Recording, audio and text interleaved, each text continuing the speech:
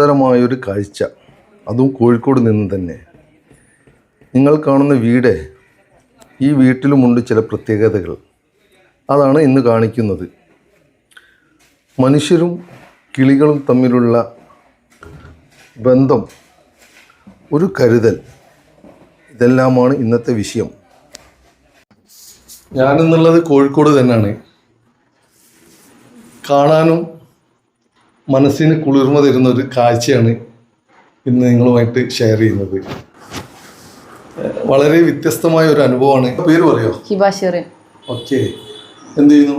Degree graduate ആയി. Okay. BSc food technology. ഈ കിളിയും മോളും തമ്മിലുള്ള ബന്ധം ഒന്ന് പറയാമോ?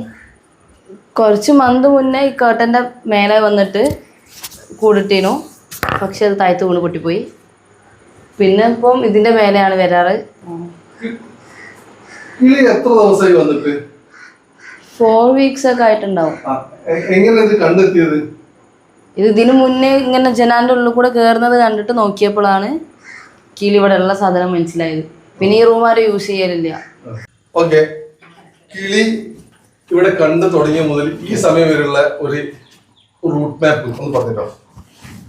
അറൗണ്ട് ഒരു 3 to 4 weeks ആയിട്ടുണ്ടാവും കൂട് ഇവിടെ കെട്ടിയിട്ട്. അതിനുശേഷം വിരിയാൻ ഒരുപാട് സമയം എടുത്തിട്ടുണ്ട്.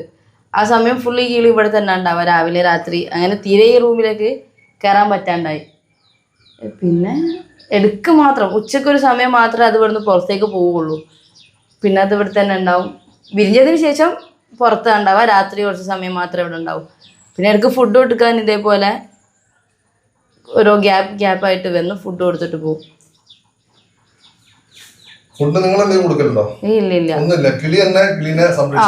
ഇൻസെക്ട്സ് ഒക്കെ ആയിട്ട് കൊടുക്കും. ഞാൻ കുറച്ച് വെള്ളം വെച്ച് കൊടുക്കും. റൂമിലേക്ക് അങ്ങനെ ആരും കയറലില്ല. ഒഴിഞ്ഞെടുത്തു. ഇല്ല, ഫാൻ ഇടാത്ത എന്താ വെച്ചാൽ ചിലപ്പം അഥവാ ഈ കിളി പറന്നു വരുന്ന സമയത്ത് ചിറകട്ട തട്ടൂല, എന്നാൽ തട്ടിയാലോ എന്നുള്ളൊരു പേടി. അവർക്കറിയാം എങ്ങനെ പോണം എന്നുള്ളത്, എന്നാലൊരു നമ്മളെ പേടി. അല്ല, ഈ കിളി വിരിഞ്ഞിട്ട് ഗസ്റ്റിനെ കാണിക്കാറുണ്ടല്ലേ? ഇന്നലെ വന്നു ഒരാള്. ഇന്നലെ 3 കിളികളുണ്ടായിരുന്നു. ഈ ചെടീൻ്റെ അവിടെ മുരിങ്ങൻ്റെ അവിടെ ഉണ്ടായിരുന്നു 2 ആൾക്കാർ. ഒരാൾ ഇതിൻ്റെ ഉള്ളിൽ ഉണ്ടായിരുന്നു. അങ്ങനെ കണ്ടു. വേറെ ആരെങ്കിലും ഒക്കെ ഉണ്ടെങ്കിൽ കിളി അകത്തേക്ക് കയറൂല. അപ്പോൾ ഒരാളെ ഞാൻ മാത്രമാണ് എന്നുണ്ടെങ്കിൽ അത് ചിലപ്പം കയറും. പക്ഷെ തൊട്ടടുത്തിരുന്നാലൊന്നും കയറില്ല. കുറച്ച് വിട്ട് നിന്ന് കൊടുത്താൽ ആയിട്ടുള്ള ഫുഡ് കൊടുത്തിട്ട് പോകും.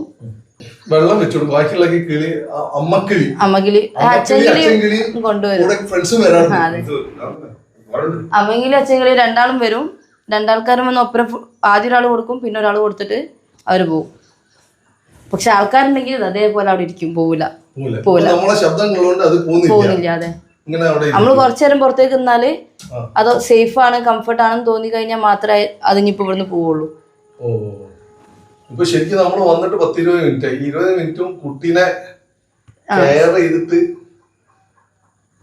അതൊരു സംഭവം തന്നെയാണേ. ആള് പേടിച്ചിട്ടുണ്ട് അല്ലേ? കുറച്ചും കൂടി നല്ല പേടിച്ചാൽ നേരെ കൂടിന്റെ ഉള്ളിൽ കയറിയിരിക്കും.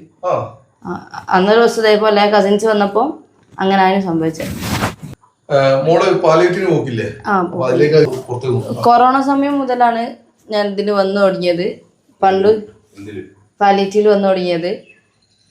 ചെറിയ ഇൻട്രസ്റ്റ്, കുറച്ച് ഭയങ്കര ഇഷ്ടമായിരുന്നു. അപ്പം ഞാൻ അപ്പനെ പറഞ്ഞപ്പം ഇപ്പം ത്രൂ ആണ് ഇത് കണക്ട് ആയത്.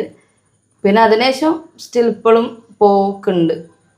വീക്കിലി 3 പ്രാവശ്യം പോക്കുണ്ട്. ഇപ്പം ക്ലാസ് ഉള്ള സമയത്ത് പോവാറില്ല.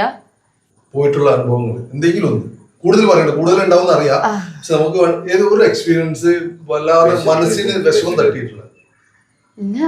വിഷമം തട്ടാ മീൻസ് ഓരോരുത്തർ കാണുമ്പോൾ ഓരോ വിഷമങ്ങളാണ്. കാരണം ഓരോരുത്തരും ഓരോ സ്റ്റേജാ. ചിലവര് ഓക്കെ ആയിരിക്കും, പക്ഷെ ചിലയിട്ടങ്ങൾ വീട്ടിലും ആരും ഉണ്ടാവില്ല നോക്കാന്. സെൽഫ് കെയർ ചെയ്യാനും പറ്റൂല. വീട്ടിലുള്ളവരാണെങ്കിൽ കെയർ ചെയ്യൂല, അങ്ങനെയുള്ള അവസ്ഥ ഉള്ളവരാ. അപ്പൊ അതൊക്കെ കാണുമ്പോൾ കുറച്ച് വിഷമമാണ്. ഈ പാലിയേറ്റീവ് പോയിട്ട് ഏറ്റവും സന്തോഷം, മനസ്സിനെ എപ്പോഴും ഓർക്കുന്ന ഒരു സന്തോഷമുള്ള ഒരു നിമിഷം കൂടുതൽ ഉണ്ടാവും അറിയാം. അത് പറയണേ, ഒന്നോ 2 ഈ January 1 ഒരു പാലിയേറ്റീവ് പ്രോഗ്രാം വെച്ചിരുന്നു. വീട്ടിൽ പോയെന്നല്ല, ഈ ഒരു കൊല്ലം ചെയ്തതിൽ ഏറ്റവും ബെസ്റ്റ് തിങ് അതാണ്. കാരണം 10-15 പേഷ്യൻസിനെ ഒരു ഓഡിറ്റോറിയത്തിൽ എത്തിക്കാൻ പറ്റി. അത് കഴിഞ്ഞ് അതിൽ പറ്റുന്ന നമുക്ക് ചെയ്യാൻ പറ്റുന്ന അത്രയും നമ്മൾ ചെയ്തു. എല്ലാവരും ഹാപ്പിയാണ്. അത് കഴിഞ്ഞ് ഓരോരുത്തർ വീട്ടിൽ പോകുമ്പോഴും എല്ലാവരും ഭയങ്കര പോസിറ്റീവായിട്ടുള്ളതാണ്. ഉമ്മന്റെ പേരൊന്ന് പറയാം. മുനീറ. ഓക്കെ. മകള് വീക്കില് 3 പ്രാവശ്യം പാലിയേറ്റീവിന് പോകുന്നു, ഹോം കെയറിന് പോകുന്നു എന്നൊക്കെ പറഞ്ഞു. അപ്പൊ സപ്പോർട്ടായിട്ട് ഉമ്മാണ് സപ്പോർട്ട്. മോൾക്ക് എന്തൊക്കെ വഴികളാണ് കാണിച്ചു കൊടുത്തത് ഈ പാലിയേറ്റീവിന്റെ? ഇവാണ് എനിക്ക് കാണിച്ചു തന്നത്. ഒരു മിനിറ്റ്, എങ്ങനെ ഇവന്റെ കണ്ടിട്ടാണ് അതാണ്. ഓക്കെ. അതായത് കൊറോണ സമയത്ത് ഇവള് ഹോം കെയറിന് പോകാൻ തുടങ്ങി. ആ സമയം എൻ്റെ അടുത്ത് വന്നിട്ട് പറയും, ഉമ്മ അതിലൊക്കെ പോകണം, പിന്നെ അതൊക്കെ പോയി കഴിഞ്ഞാൽ നമ്മൾ എന്താന്ന് അങ്ങനെയൊക്കെ പറയുന്നു. അപ്പോൾ എനിക്ക് ഫസ്റ്റൊക്കെ പേടിയാട്ടോ പോകാൻ, ഇങ്ങനെ രോഗം കാണുന്നതും പിന്നെ അതുപോലെ അപകടങ്ങളൊക്കെ ഭയങ്കര പേടിയായിരുന്നു. ആ ഭാഗത്തേക്കേ നോക്കില്ല. ഇവളിത് പറഞ്ഞ സമയത്ത് എനിക്ക് തോന്നി എന്തുകൊണ്ട് എനിക്കും പോയിക്കൂടാന്ന്. ഇവള് അധിക ദിവസം വന്ന് ഇങ്ങനെ ഓരോ വീട്ടിൽ പോയി കഴിഞ്ഞാലും അവിടുത്തെ അവസ്ഥകൾ പറയും.